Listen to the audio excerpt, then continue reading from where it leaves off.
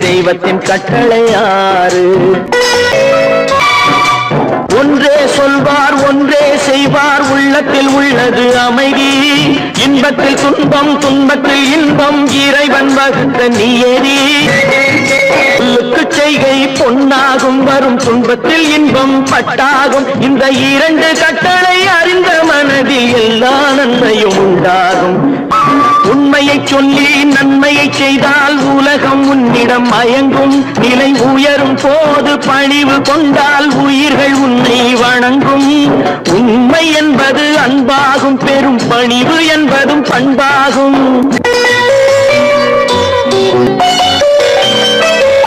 ஆசை கோபம் களவு கொள்பவன் பேசத் தெரிந்த மிருகம் அன்பு நன்றி கருணை கொண்டவன் மனித வடிவில் தெய்வம்